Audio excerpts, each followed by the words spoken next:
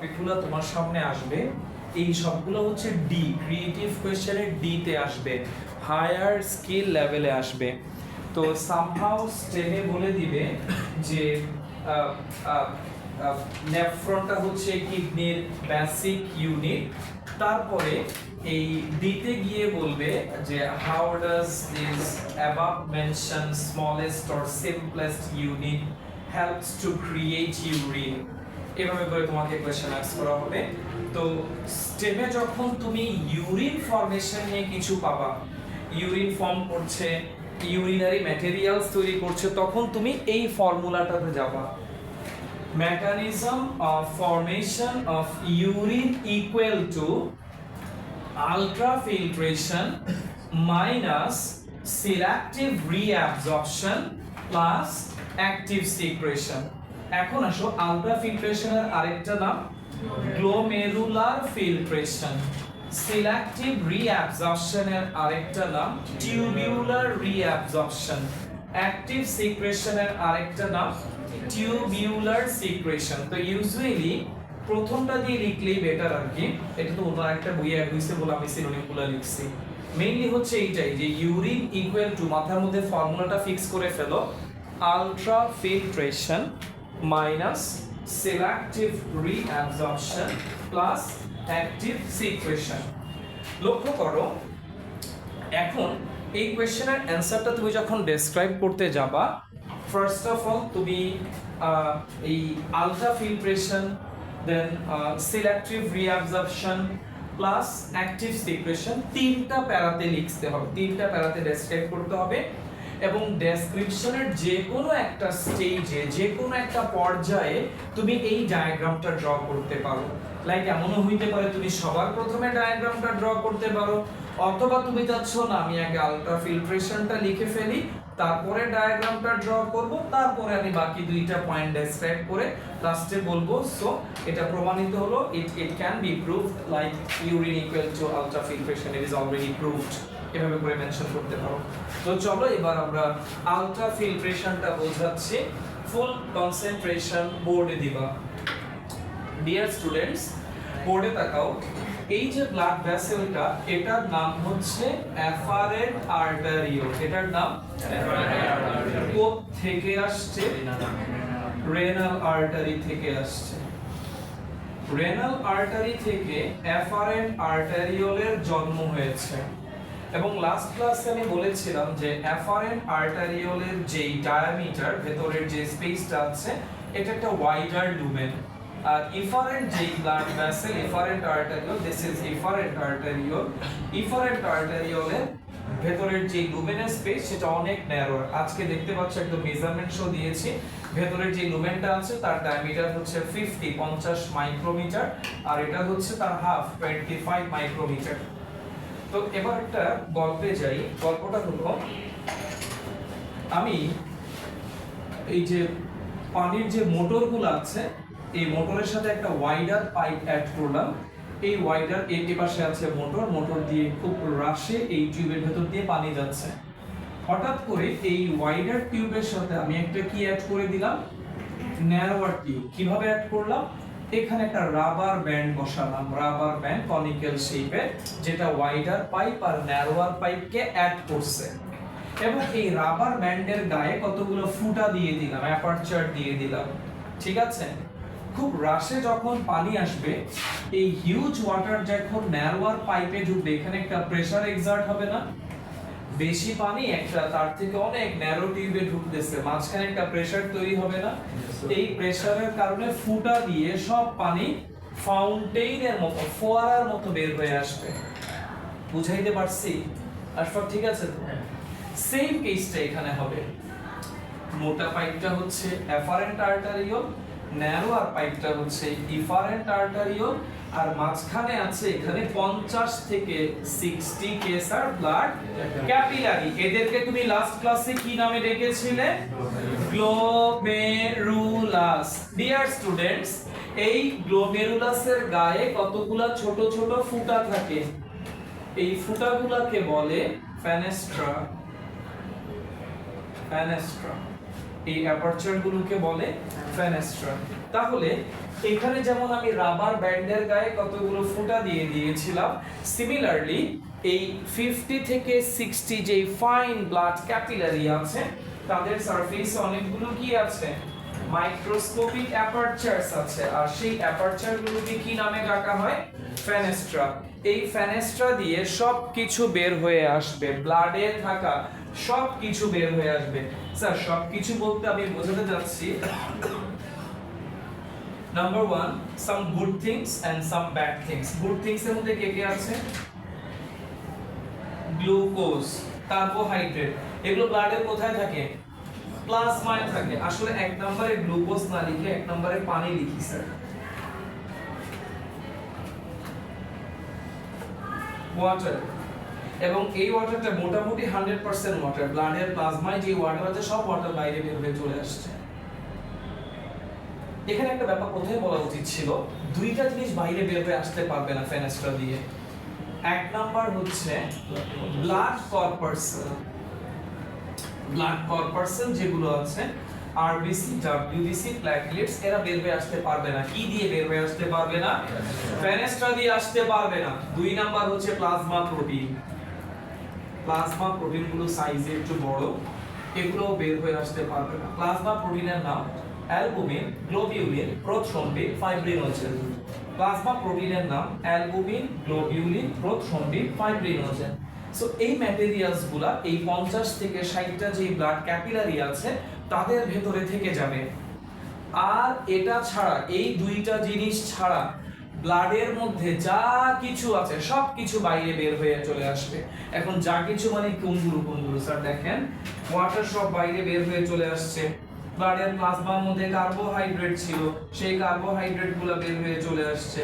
Carbohydrate বলতে basically কাকে বোঝাচ্ছি, গ্লুকোজকে বোঝাচ্ছি।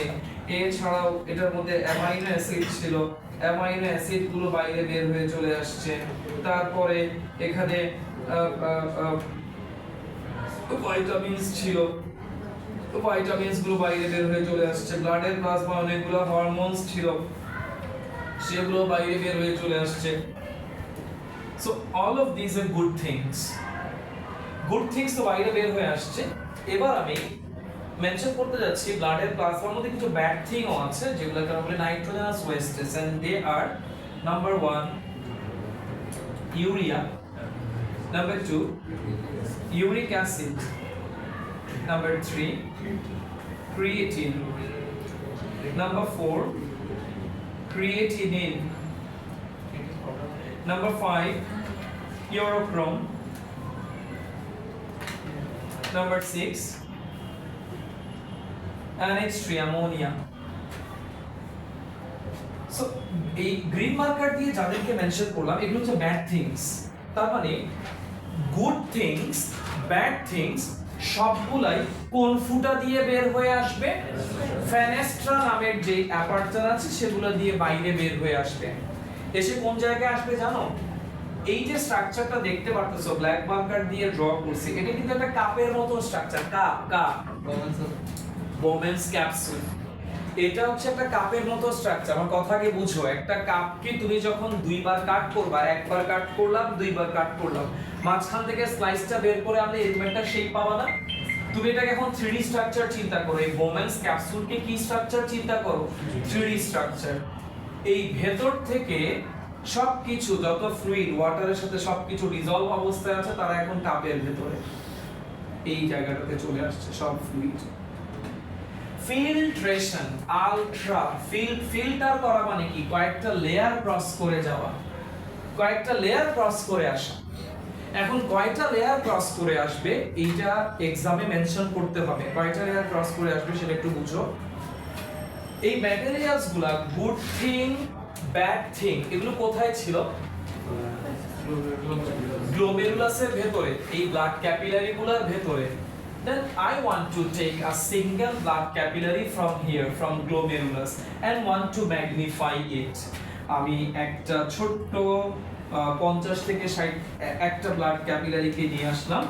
এটা ওয়ালের থিকনেস দেখতে যাচ্ছি স্যার, এখানে কে আছে, ডিয়ার স্টুডেন্টস, যে কোনো ক্যাপিলারিতে, যে কোনো ক্যাপিলারি স্কোয়ামাস এপিথেলিয়াল সেল দিয়ে মেড।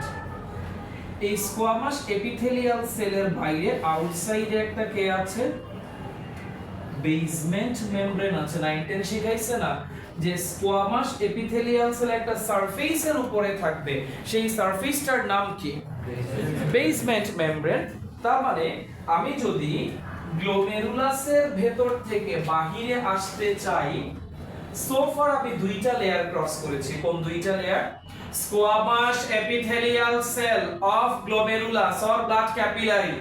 দেন ওই সেলগুলো একটা লেয়ারের উপরে আছে, সেই লেয়ারটার নাম কি? সেই basement membrane plus squamous epithelial sell cross করে আমি এখন কাপের ভেতরে আছি। বাট এখানে আমি থাকবো না, আমি চলে যাব এই জায়গাটাতে। তোমরা লাস্ট ক্লাসে শিখেছো এটাকে তোমরা বলো ভিসেরাল লেয়ার, এটাকে বলো, এই দুই লেয়ারের মাঝে একটা খালি জায়গা আছে, right, capsular space. Ultimately good things and bad things যা কিছু আছে সবগুলা এই ক্যাপসুলার স্পেসে এসে জায়গা করে নেবে। কেমনে নিবে? শুনো কথা। এখন সে আছে কাপের ভেতরে, কাপের ভেতর থেকে কোন জায়গায় আসবে? ক্যাপসুলার স্পেসে আসবে। স্যার ভিসেরাল লেয়ার কোন সেলগুলা দিয়ে যেন তৈরি? পোডোসাইট। ডিয়ার স্টুডেন্টস, পোডোসাইট হচ্ছে a kind of a squamous epithelial cell। তো তাই যদি হয় তারও একটা বেসমেন্ট মেমব্রেন আছে না? এই বেসমেন্ট মেমব্রেনটা কোন দিকে থাকবে? পোডোসাইটের বাইরের দিকে আছে। তার মানে আমি যদি এখন এখানে আসতে চাই, এই জায়গা থেকে প্রথমে বেসমেন্ট মেমব্রেন, তারপরে পোডোসাইট ক্রস করে কোথায় আসব? ক্যাপসুলার স্পেসে আসব। তার মানে টোটাল কয়টা লেয়ার ক্রস করলাম? চারটা লেয়ার। ভেরি গুড, চারটা লেয়ার। কেমনে চারটা লেয়ার? প্রথমে এই যে স্কোয়ামাস এপিথেলিয়াল সেল অফ এইটা, এরপরে ওর বেসমেন্ট মেমব্রেন কয়টা গেল? দুইটা। এখন পোডোসাইটের বেসমেন্ট মেমব্রেন তিনটা, দেন পোডোসাইট চারটা, তারপরে কই আসছে? এই ক্রসের মধ্যে আসছে, ক্রস। বুঝছে? এই জায়গাটার নাম কি? একটু স্যার, এই জায়গাটার নাম কি? Capsular space. কি আসলো? গুড থিংস, ব্যাড থিংস, পুরাটা একটা মিক্সচার। এই মিক্সচারটার নাম গ্লোমেরুলার ফিল্ট্রেট অথবা প্রাইমারি ইউরিন। এটার নাম কি? প্রাইমারি ইউরিন অথবা গ্লোমেরুলার। কার রেজাল্টেন্ট? আলট্রা। এই আলট্রা ফিল্ট্রেশনের মাধ্যমে তুমি কি পাইলা? গ্লোমেরুলার ফিল্ট্রেট অথবা প্রাইমারি ইউরিন। আর এক মিনিট, এরপরে সেকেন্ড টপিকে যাব। শুনো এবার, দুইটা কিডনি, আমার কথা শুনতে হবে তো আগে। দুইটা কিডনি পার মিনিটে 1200 ml ব্লাডকে ফিল্টার করে। একটা কিডনি না, কয়টা কিডনি? দুইটা কিডনির মধ্যে অন এন এভারেজ নেফ্রনের সংখ্যা 20 থেকে 24 লাখ। পার কিডনিতে কত? 10 থেকে 12 লাখ, 10 to 12 লাখ। তাহলে দুই কিডনিতে কত? 20 থেকে 24 লাখ না? এই 20 থেকে 24 লাখ নেফ্রন সেম একই ভাবে এখানে যেই ঘটনা ঘটছে বাকি নেফ্রনগুলোতে একই ঘটনা ঘটবে, এবং তারা এক মিনিটে, পার মিনিটে 1200 ml ব্লাডকে কি করবে? ফিল্টার করবে। ফিল্টার করে কি প্রডিউস করবে? গ্লোমেরুলার কি? ফিল্ট্রেট। এটা আরেকটা নাম কি বলছি? Primary urine. সেই প্রাইমারি ইউরিনের পরিমাণ হচ্ছে 125 ml। দুই কিডনি থেকে গ্লোমেরুলার ফিল্ট্রেটের পরিমাণ কত? 125 মিলিলিটার। তাহলে প্রথমে 1200 ml ব্লাড দুই কিডনির কাছে গিয়েছে, সেখান থেকে গ্লোমেরুলার ফিল্ট্রেট 24 লাখ নেফ্রনের ক্যাপসুলার স্পেসে জমা হয়েছে। সেটার পরিমাণ কত পার মিনিটে? 125 ml by how many kidneys? 2 kidneys. এটা কিন্তু দুইটা কিডনির ক্যালকুলেশন, মনে রাখো। স্যার বলো, স্যার তোমার কোশ্চেন বলো। কোনটা স্যার? কিভাবে? আচ্ছা ঠিক আছে স্যার, ক্লিয়ার করে দিচ্ছি। স্যার খেয়াল করো, ফিল্ট্রেশন কথাটার মানে কি? কয়েকটা লেয়ার ক্রস করার পরে একটা ফ্লুইড কি হওয়া? ফিল্টার হওয়া, তাই তো? এখন ব্লাডটা ছিল কার ভেতরে? গ্লোমেরুলাসের ভেতরে। তো তো গ্লোমেরুলাস থেকে সে যদি বাহিরে আসতে চায়, কয়টা বাহিরে মানে ক্যাপসুলের ভেতরে, বোমেন্স ক্যাপসুলের ভেতরে আসতে চায়, ওই পর্যন্ত কয়টা লেয়ার ক্রস করবে? দুইটা। ওই পর্যন্ত দুইটা। কেমনে দুইটা শুনো, ব্লাড, যে কোনো ব্লাড ক্যাপিলারি, সেটা আর্টারিওল হোক ভ্যানিউল হোক, সেটা স্কোয়ামাস এপিথেলিয়াল সেল দিয়ে মেক, পাতলা সেল, একটা লেয়ার। ওই সেলগুলো থাকবে একটা সারফেসের উপরে, সারফেসটার নাম কি? বেসমেন্ট। এটা 9 10 এ ছিল কনসেপ্ট, ওটা ক্লিয়ার না থাকলে আমার সমস্যা। মানে যে কোনো এপিথেলিয়াল সেল একটা সারফেসের উপরে থাকবে, সেই সারফেসটার নাম, যেমন আমরা এখন দাঁড়িয়ে আছি ফ্লোরটার উপরে, এই ফ্লোরটা আমার জন্য বেসমেন্ট মেমব্রেন। বুঝতে পেরেছি? তাহলে ছিল ব্লাড ক্যাপিলারির ভেতরে, সেখান থেকে প্রথমে সে স্কোয়ামাস এপিথেলিয়াল সেলকে ক্রস করবে, তারপরে বেসমেন্ট মেমব্রেনকে ক্রস করবে, basement membrane of glomerulus cross করে কোথায় আসবে? ক্যাপসুলের ভেতরে আসবে। এবার ক্যাপসুলের ভেতর থেকে সে চলে যাবে কোথায়? ক্যাপসিউলার স্পেসে। ওইখানে যখন যাবে সে আরো দুইটা লেয়ার ক্রস করবে। কেমনে?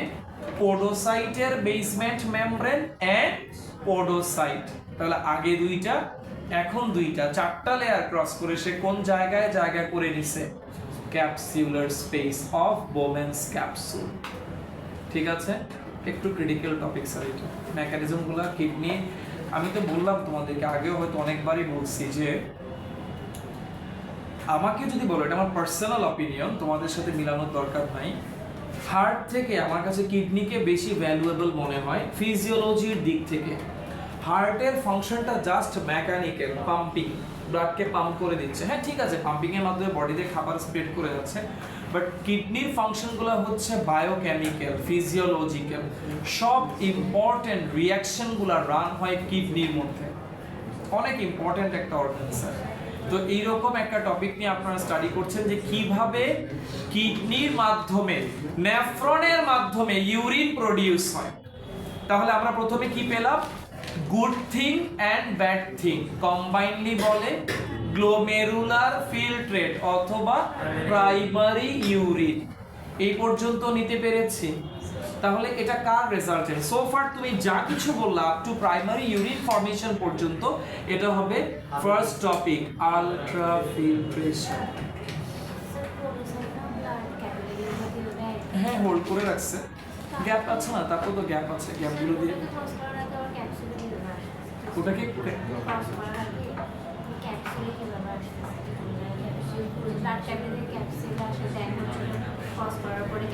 লাইক এটা হচ্ছে ব্লাড ক্যাপিলারি, এটা হচ্ছে পোডোসাইট, সে তার প্রজেকশনগুলো দিয়ে ধরে রাখছে, এই গ্যাপে গ্যাপে বের হবে, এই গ্যাপগুলো দিয়ে বের হবে।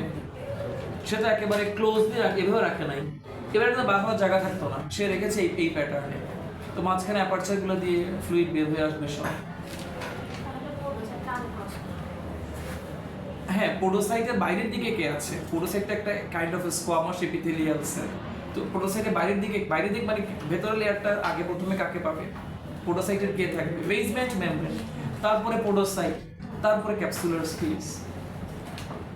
পোডোসাইটের ফিঙ্গার লেগ প্রজেকশনগুলো এটা যদি হয় গ্লোমেরুলাস, এই যে উপরের দিকে, এটা কাপের ভেতরের দিকে থাকবে। তাহলে ফিঙ্গার লেগ প্রজেকশনের নিচের দিকে বেসমেন্ট মেমব্রেন, এই যে ক্রস করে আসবে, এই যে গ্যাপগুলো দিয়ে আসবে, ওগুলো তো একেবারে এইভাবে না। পোডোসাইটে যে প্রজেকশনগুলো, চিরুনি যেমন গ্যাপ থাকে, এরকম গ্যাপ থাকে, এই গ্যাপগুলো দিয়ে বাইরে বের হয়ে আসবে। না স্যার, যে বেসমেন্ট মেমব্রেন উপরে থাকবে নাকি নিচে? বাইরের দিকে, উপরের দিকে থাকবে। মানে বিষয়টা হচ্ছে এরকম স্যার, দেখাই তোমাদেরকে। আমি এখান থেকে কি করতেছি স্যার, বোর্ডে রাখো, দেখাচ্ছি স্যার। এটা আছে, এটা তো বোঝাতে হবে তোমাদেরকে। আসো স্যার। স্যার এবার তাকাও, এদিকে তাকাও। এই হচ্ছে ভিসেরাল লেয়ার। ভিসেরাল লেয়ারের এই সেলগুলোকে পোডোসাইট, এই বাইরের দিকে থাকবে বেসমেন্ট মেমব্রেন। হ্যাঁ, প্রজেকশন থাকলে কি হইছে? প্রজেকশনের বাইরের দিকে বেসমেন্ট মেমব্রেন থাকবে। সেটা ভেদ করে চলে হ্যাঁ, ভেদ করেই তো আসতেছে। ওটা তার ঢুকতে হইলে আগে ঢুকতে হবে কোথায়? তারপরে পোডোসাইটের ভেতরে আসছে, তারপরে ক্যাপসুলার স্পেস। স্যার এটা ফিল্টার কি বলবে? মানে এতটুকু যে কমে গেছে, এটা ফিল্টার কি করছে? বলতেছি স্যার, এই যে এখানে আমার আরো একটা কথা বলা দরকার ছিল, চলেন স্যার এটা আসলে বলি নাই, থ্যাংক ইউ ভেরি মাচ। আমরা ওয়াইডার পাইপ কনসেন্ট্রেট দেওয়া লাগবে, কথা শুনেন স্যার। আমরা যখন ওয়াইডার পাইপ থেকে ন্যারোয়ার পাইপে ওয়াটারকে হ্রাস করলাম, একটা প্রেসার এক্সার্ট করছে না, এই প্রেসারটার নাম হচ্ছে হাইড্রোস্ট্যাটিক প্রেসার। প্রেসারটার নাম কি? এই যে লিকুইডটা বের হয়ে আসতেছে, this is because of hydrostatic pressure or effective filtration pressure, দুইটা নামে ডাকা হয়। হাইড্রোস্ট্যাটিক, তাহলে একটা পাইপ ওয়াইডার আর একটা পাইপ কি ন্যারোয়ার। তো ওয়াইডার পাইপ থেকে যখন ন্যারোয়ার পাইপে blood along with other materials যাবে, a pressure will be exerted at glomerulus region and the name of that pressure is hydrostatic pressure অথবা effective filtration pressure। এই প্রেসারের কারণে কত ml বাইরে বের হয়ে আসছে? 125 পার মিনিটে 2 কিডনি দিয়ে। আর বাকি যেগুলো আছে 125 চলে গেলে আর কত থাকে? 1200 থেকে 175। এই 175 চলে গেছে ইফারেন্ট আর্টারিওল দিয়ে, ওগুলা বাইরে বের হয়ে আসে নাই স্যার, মানে যেগুলো ওয়েস্ট ছিল সেগুলো বাইরে বের হয়ে আসছে। এখন আপনার কোয়েশ্চেনটা ছিল মানে এগুলা ওয়েস্ট কিভাবে বুঝে? চাপে তো বাইরে বের হয়ে আসছে, এখানে বুঝাবুঝির কিছু নাই, প্রেসারে সবকিছু বের হয়ে আসছে। ব্লাড তো এভরি মোমেন্ট, কিডনি কিন্তু কখনো ঘুমায় না স্যার। 1075 যে বের হয়ে গেছে মানে ইফারেন্ট দিয়ে, ওটার মধ্যে ইম্পিউরিটিস রয়ে যায় আছে, অবশ্যই আছে, ভেরি গুড, অবশ্যই আছে। আবার আসবে, ওরা বারবার আসতেছে না কিডনির কাছে, যতবার কিডনির কাছে আসবে কিডনির কাজই তো হচ্ছে সেটাকে ফিল্টার করা। ওর যে একবার এসে চলে গেছে, ও কি ফার্দার আর আসবে না? অবশ্যই আসবে, সারা বডিতে ব্লাড সার্কুলেট করতেছে না, এভরি মোমেন্টে কিডনির কাছে ম্যাটেরিয়ালস গুলো ব্লাড গুলো আসবে, এবং প্রতি মুহূর্তে কিডনি, হার্ট, ব্রেইন এই অর্গানগুলো ঘুমায় না স্যার, এগুলো 24 আওয়ার আপনাকে সার্ভিস দিয়ে যাচ্ছে। তার মানে কিডনি সব সময় ব্লাডকে কি করতেছে? যতদিন বেঁচে আছেন প্রতি মুহূর্তে সে ব্লাডকে কি করতেছে? ফিল্টার করে এখান থেকে ওয়েস্ট ম্যাটেরিয়াল, গুড, হ্যাঁ 125 ml কি ক্যাপসুলার স্পেসে চলে আসবে? জি, ক্যাপসুলার সবগুলা 24 লাখ নেফ্রনের ক্যাপসুলার স্পেস। চ্যাপ্টার লেয়ার রাখেন আপনি, এটা দিয়ে তো ফিল্টার হইলো, ব্যাকটেরিয়াস গুলো স্টেপ বাই স্টেপ বাইরে হইছে, সবকিছুই তো চলে আসবে। দেখা যাক না এরপরে কি হয়, সবকিছু যে চলে যেহেতু আসছে, দেখা যাক না এরপরে কি হয়, একটু ধৈর্য ধরে। তাহলে গুড থিং, ব্যাড থিং, আর কথা না স্যার, কথা না, গুড থিং, ব্যাড থিং সবগুলো বের হয়ে এখন কোথায় আছে? ক্যাপসুলার স্পেসে। এখানে কি থাকার জায়গা? এই নিচেই তো স্যার ভ্যাকেন্ট স্পেস, ইনস্টেড এদিকে নিয়ে যাবে না? যদিও আমরা বলতেছি যে এখানে সে এখন স্টোরড অবস্থায় আছে, এখানে স্টোরড অবস্থায় থাকার কোনো প্রশ্নই আসে না। সব চোখ খুলো স্যার, এই জায়গাতে তুমি পাচ্ছ কাকে? কিউবয়েডাল এপিথেলিয়াল সেলকে, যাদের মধ্যে কি আছে বলো? মাইক্রোভিলাই আছে। এবার এদিকে তাকাও, এদিকে তাকাও, বোঝার চেষ্টা করো। যখন এই প্যাসেজ দিয়ে গ্লোমেরুলার ফিল্ট্রেট বা প্রাইমারি ইউরিনটা নামবে, এখান থেকে গুড থিংস যেগুলো আছে সবগুলোকে সে অ্যাবজর্ব করে নেবে। আগে একটু বলে নেই, ওয়াটার কত পার্সেন্ট আছে? আগে আমরা পড়াতাম, প্রথম পড়াতাম 65%, আর লেফট থাকবে কত? তারপরে পড়াইলাম স্যার 70%, দেন এখানে থাকলো এখনকার বই আসছে 80%। আর বিষয়টা বুঝো,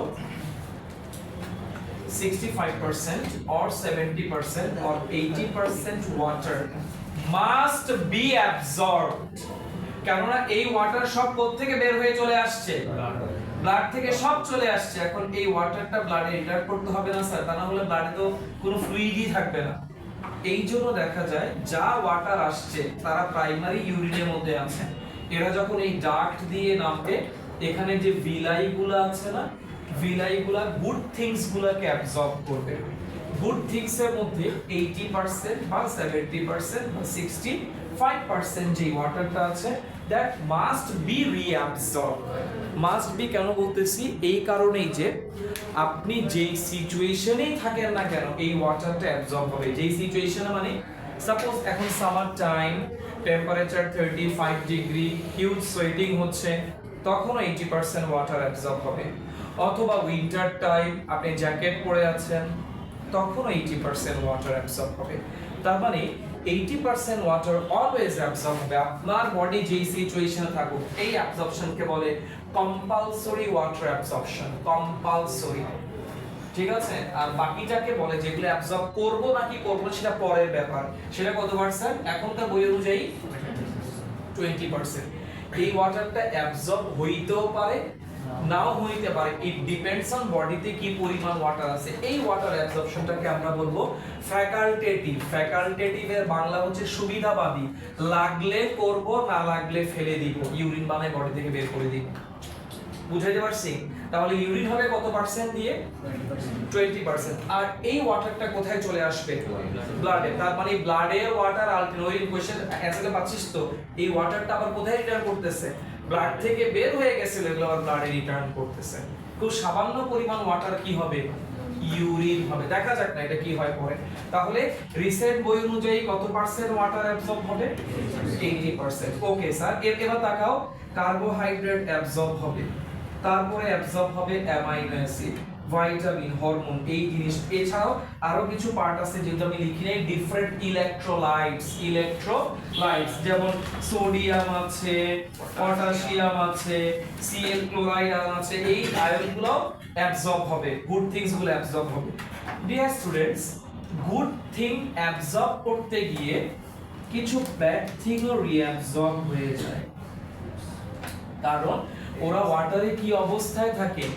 ডিজলভ অবস্থায় থাকে। তো যখন ওয়াটারকে অ্যাবজর্ব করা হয়, ওই ওয়াটারের সাথে কিছু পরিমাণ কি চলে আসে? কিছু পরিমাণ ইউরিক অ্যাসিড চলে আসে। কোথায় চলে আসে? প্রথমে এই সেলগুলোর ভেতরে, এই সেলগুলোর নাম কি? Cuboidal epithelial sell. এটাকে চিনো? ওদের পেঁচাই রাখছে যে কিসে? পেরিটিউবিউল ক্যাপিলারিস। এই ব্লাড ভেসেলের নাম কি? আমি যেভাবে গ্যাপ রেখে দেখাইছি আসলে সেইভাবে থাকে না, সে থাকে, মনে করো এটা পিসিটি, এটার নাম কি? পিসিটি। যারা ক্লাসগুলো রেগুলার করতেছো না তাদের এগুলো মাথার উপর দিয়ে যাবে স্যার, আমার পক্ষে সম্ভব না লাস্ট ক্লাস বোঝানো স্যার। ইদার তোমরা রেকর্ডিং ক্লাসগুলো ভালো করে দেখো, আর তা না হইলে স্যার কিডনি চ্যাপ্টারটা একটা স্টেজে কিন্তু স্যার সহজ না, ক্রিটিক্যাল কিন্তু স্যার। রেগুলার ক্লাস না করলে তুমি বুঝতে পারবা না স্যার। তোমাদের কাছে রিকোয়েস্ট করতেছি, সেকেন্ড ইয়ারে তুমি খুব একটা টাইম পাচ্ছ না স্যার, তুমি কেন বুঝো না স্যার? তোমার ক্লাস কেন গ্যাপ দাও স্যার? এদিকে তাকাও, এটা পিসিটি, এদিকে তাকাও, এটা পিসিটি, এটার সাথে পেরিটিউবিউল ক্যাপিলারিসটা একেবারে অ্যাডজাসেন্ট, লেফটে থাকবে, এরকম গ্যাপ করে থাকবে না। আমি দেখানোর জন্য দেখাইছি আর কি, পেরিটিউবিউল ক্যাপিলারিস তাকে একেবারে টাচ করে পেঁচাই থাকবে। বুঝাইতে পারছি? টাচ করে পেঁচাই থাকে মানে কোন সেলগুলোকে বেঁচিয়ে রাখা? কিউবয়েডাল। তাহলে প্রথমে অ্যাবজর্ব করছে বিলাই দিয়ে কে? Cuboidal epithelial cell. Then cuboidal epithelial cell কাকে দিয়ে দিবে? পেরিটিউবিউল ক্যাপিলারিস কে দিয়ে দিবে। কাকে দিয়ে দিবে? গুড থিংস গুলোকে দিয়ে দিবে। তার মানে ব্লাডের ম্যাটেরিয়ালস আলটিমেটলি ব্লাডে আবার রিটার্ন গেল। এইটাই হচ্ছে সিলেক্টিভ রিঅ্যাবজর্পশন। বিষয়টা হচ্ছে প্রথমে আলট্রাফিল্ট্রেশন মানে কি পাইছিলাম? গ্লোমেরুলার ফিল্টার অথবা প্রাইমারি ইউরিন, যার মধ্যে গুড থিংও ছিল ব্যাড থিংও ছিল, সেখান থেকে এখন কে মাইনাস হয়ে যাচ্ছে? Good things. এই জন্য মাইনাস। এই যে গুড থিংস গুলোকে চিনে সিলেক্ট করে কি করে ফেলবো? আমি অ্যাবজর্ব করে ফেলবো। এই যে তার নাম কি sir? Selective reabsorption. Selective reabsorption PCT তেও হবে, লুপ অফ হেনলিতেও হবে, ডিসিটি তেও হবে। ঠিক আছে স্যার? চলেন স্যার একটু লিখি পিসিটি তে কি কি অ্যাবজর্ব হবে লিখেন। আমরা এখন 2 নাম্বার পয়েন্টে আছি, সিলেক্টিভ রিঅ্যাবজর্পশন। আশফাক, জি, সিলেক্টিভ রিঅ্যাবজর্পশন মানে কি? মানে good semi permeable. Semi permeable তো বুঝলাম, গুড থিংস গুলা কে কে? 80% ওয়াটার, তারপরে ওই তো ব্ল্যাক মার্কার দিয়ে লেখা আছে, বলস না? Glucose, amino acid. রাইট। এই ম্যাটেরিয়ালস গুলোকে কে অ্যাবজর্ব করবে? Villi of PCT. অ্যাবজর্ব করার পরে কোন সেলে চলে আসবে? পিসিটির সেলগুলো কেমন? স্কোয়ামাস না কিউবয়েডাল? কিউবয়েডাল সেল থেকে কার কাছে যাবে? ওকে ঘিরে যে ব্লাড ক্যাপিলারিটা আছে ওটার নাম কি? পেরিটিউবিউল ক্যাপিলারি। ওই ক্যাপিলারির ভেতরে ঢুকবে, তার মানে আলটিমেটলি ব্লাডের ম্যাটেরিয়ালসগুলো কোথায় রিটার্ন গেল? আগের জায়গায়। তো একটু স্যার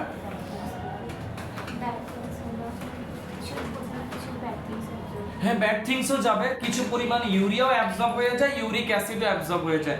একটু কপিতে লিখো স্যার, আমি বলছি আপনাদেরকে। আমরা এখন কোন টপিকে আছে? Selective reabsorption. Yes sir. তো ইউরিয়া ইউরিক অ্যাসিড ওগুলো যে রিঅ্যাবজর্ব করে এটা দেখি না ওতে কি হয়, অবশ্যই মেনশন করব, অবশ্যই মেনশন করতে হবে, অ্যাক্টিভ সিক্রেশন রেস্ট্রিক্ট করতে হবে না। লিখো প্রথমে সিলেক্টিভ রিঅ্যাবজর্পশন এট পিসিটি। প্রথমে কোথায় হবে? পিসিটি তে। লিখো স্যার। জি স্যার। এখানে অ্যাবজর্ব হবে ওয়াটার, কমা গ্লুকোজ, কমা অ্যামাইনো অ্যাসিড। এগুলো কোথায় অ্যাবজর্ব হচ্ছে? PCT, proximal convoluted tubule. কি কি লিখলা?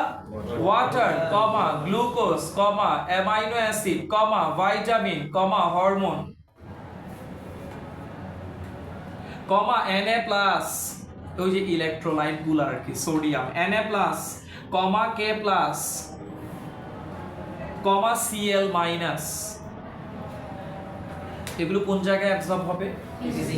এবার যাও লুপ অফ হেনলিতে। ডিয়ার স্টুডেন্টস, একটা কথা খুব মনোযোগ দিয়ে শুনো। লুপ অফ হেনলির কয়টা অংশ? প্রথমে অ্যাসেন্ডিং কেমনে? প্রথমে ডিসেন্ডিং, এই ডিসেন্ডিং লিম্বে, কথা শুনো, বাদ দে না, ডিসেন্ডিং লিম্বে 70% ওয়াটার অ্যাবজর্ব হবে। তার মানে সবচেয়ে বেশি ওয়াটার অ্যাবজর্ব হবে কোন জায়গায়? Descending limb of loop of Henle. Aryan, আপনি ডিসেন্ডিং লিম্ব চিনতেছেন? হ্যাঁ, লুপ অফ হেনলির হাফ, উপর থেকে নেমে আসেনি হাফ পর্যন্ত। লিখেন sir 70% of total water of glomerular filtrate. এটা কোথায় লিখতেছি? Descending limb of loop of Henley.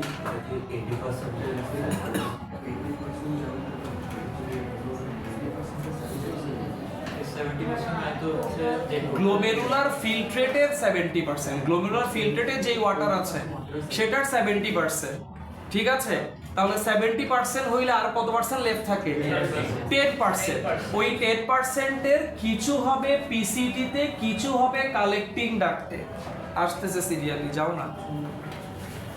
ঠিক আছে, তাহলে এটা বোর্ড এক্সামে আসা কমন এমসিকিউ। সবচেয়ে বেশি ওয়াটার অ্যাবজর্পশন হয় কোন জায়গায়? Descending limb of Henle's loop. লিখো descending limb of loop of Henle, colon দিয়ে লিখো 70% অফ টোটাল ওয়াটার, কমা, লিখছো এই পর্যন্তই ডিসেন্ডিং শেষ। এবার আসো অ্যাসেন্ডিং লিম্ব। তাহলে ডিসেন্ডিং লিম্বে, শুনতে হবে একটু, ডিসেন্ডিং লিম্বে শুধু ওয়াটার অ্যাবজর্ব হবে, আর অ্যাসেন্ডিং লিম্ব যেটা, সেটা ওয়াটারের জন্য ইমপারমিয়েবল, এখানে কোনো ওয়াটার অ্যাবজর্ব হবে না। তাহলে কি অ্যাবজর্ব হবে? লিখেন স্যার, এখানে কিছু ইলেকট্রোলাইট অ্যাবজর্ব হবে। লিখেন sir sodium Na plus, comma K plus, comma Mg2 plus, comma Ca2 plus, comma Cl minus. তার মানে কি কি হচ্ছে এখানে? Sodium, potassium, calcium, magnesium, chloride ion, এগুলো অ্যাবজর্ব হবে ascending limb of loop of Henle. এবার ডিসিটি তে যাও। Ascending limb, LIMB limb. DCT তে যাও। অতিরিক্ত হাইড্রোজেন, এক্সেস H+,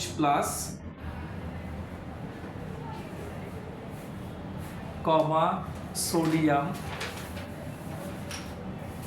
কমা পটাশিয়াম, কমা Cl মাইনাস, এগুলা হবে ডিসিটি তে। ঠিক আছে, এবার আসো কালেক্টিং ডাক্ট। কালেক্টিং ডাক্টেও কি হয়? রিঅ্যাবজর্ব হয়। কালেক্টিং ডাক্টে লিখো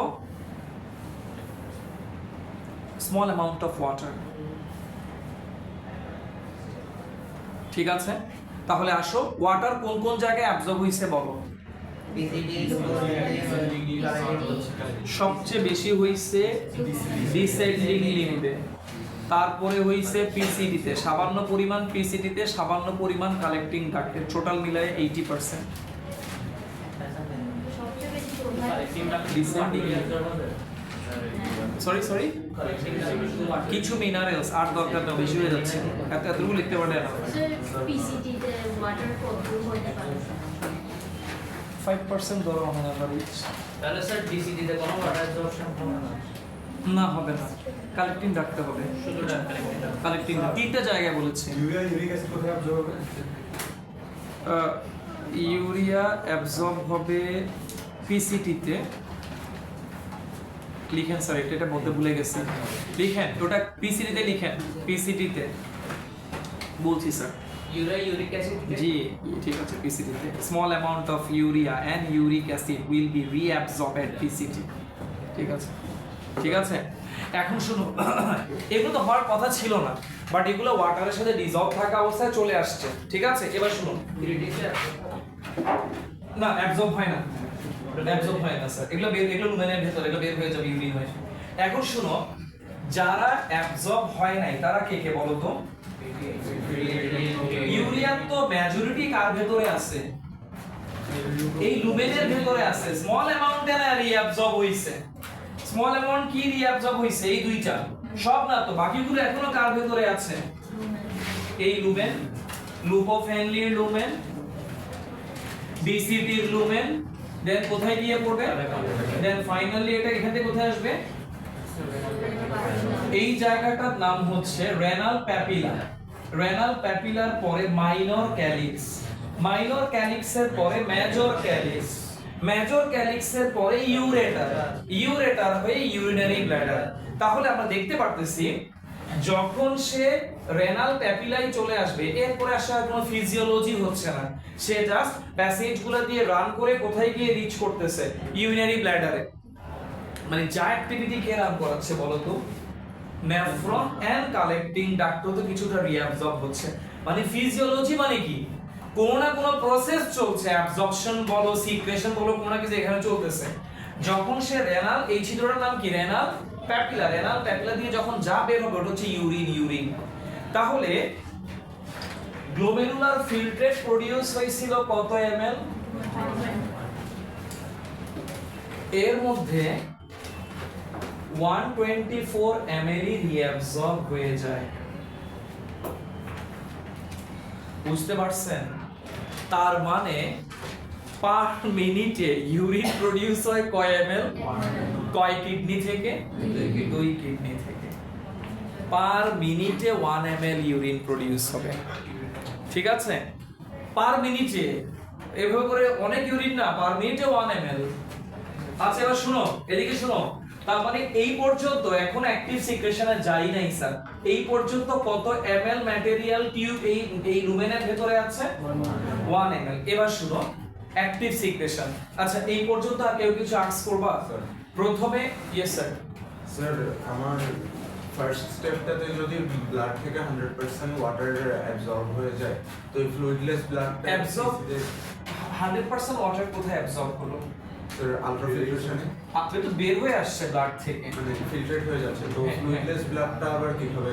ওটা তো ফ্লুইড। আসলে যদি আমরা 100% বলি, ব্লাড কর্পাসেল আর প্লাজমা প্রোটিন ভেসে থাকার জন্য যতটুকু ওয়াটার থাকা দরকার ততটুকু ওয়াটার কার ভেতরে থাকে? গ্লোমেরুলাসের ভেতরে থাকে। তার মানে তারা মুভ করবে কেমনে স্যার? যদি আমরা 100% বলছি, আসলে 100% না, তার থেকে কিছু কম। কিছু ওয়াটার কোথায় থেকে যায়?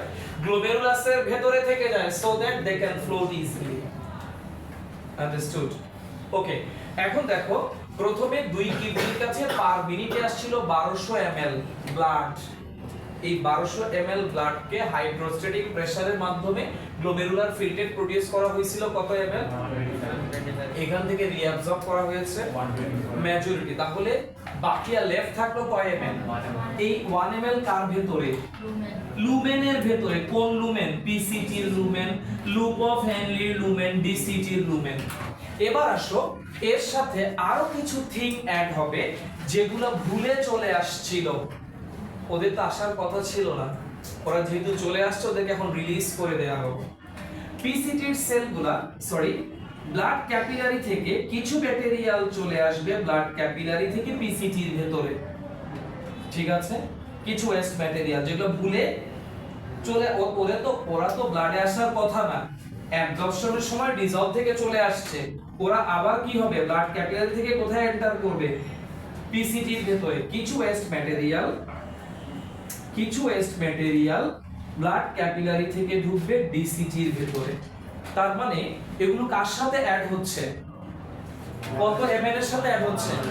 1 ml এর সাথে অ্যাড হচ্ছে, এই জন্য plus active secretion.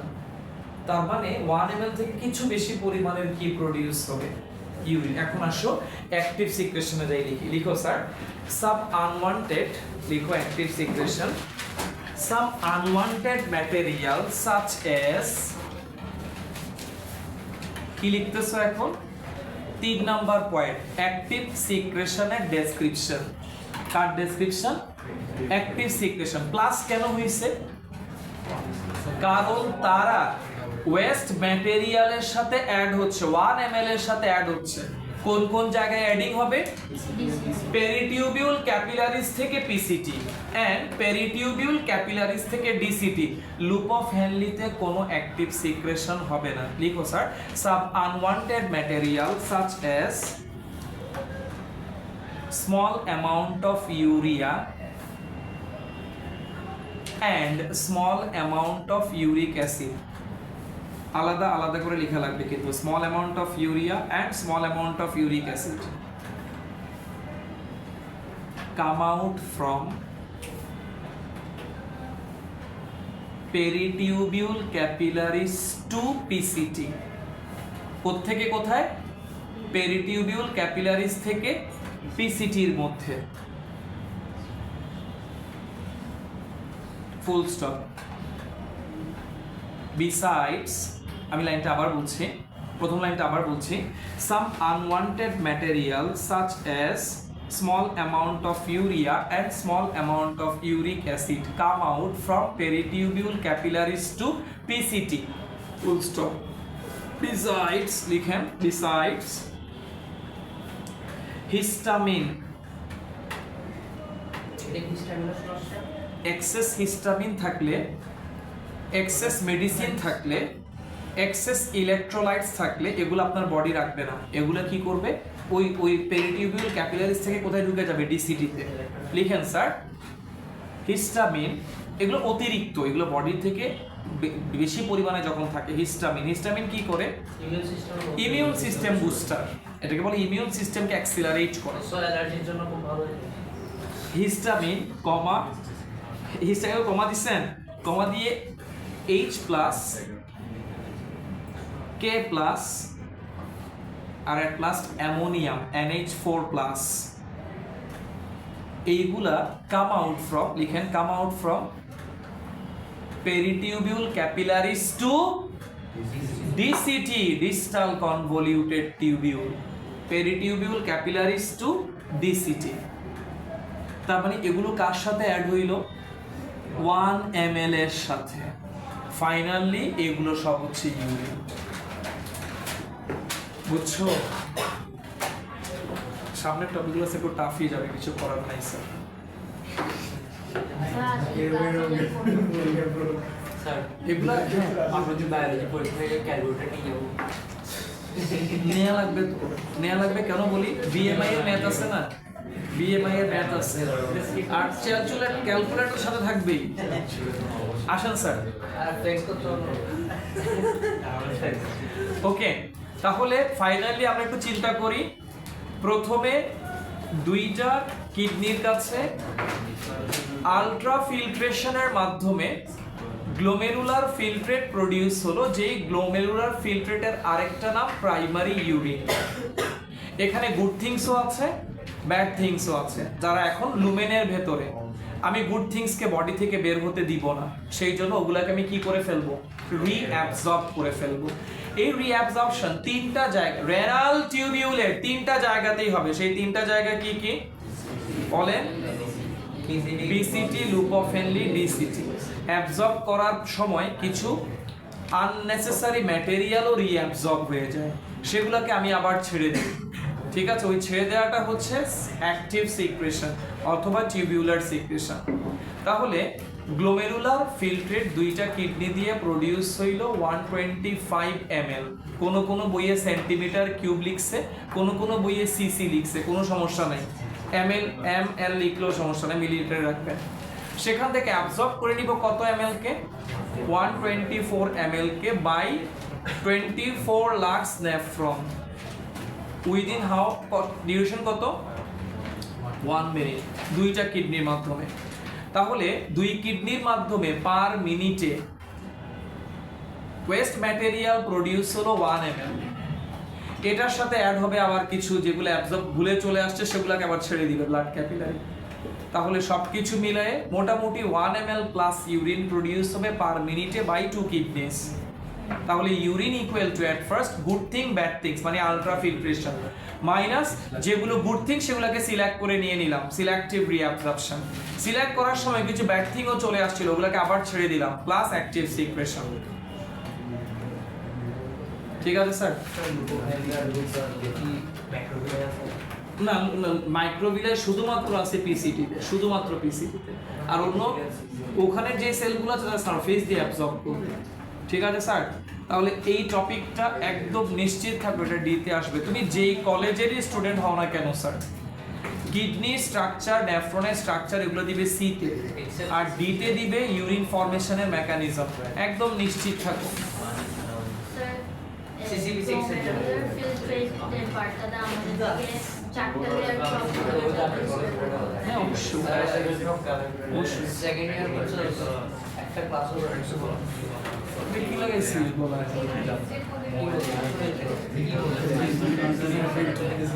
Sir? Sir তাহলে আজকে এই পর্যন্তই রাখলাম, ভালো থাকো স্যার, আল্লাহ হাফেজ, আসসালামু আলাইকুম। আমার শরীরটা আজকে খুব খারাপ যাচ্ছে। কলেজে কলেজে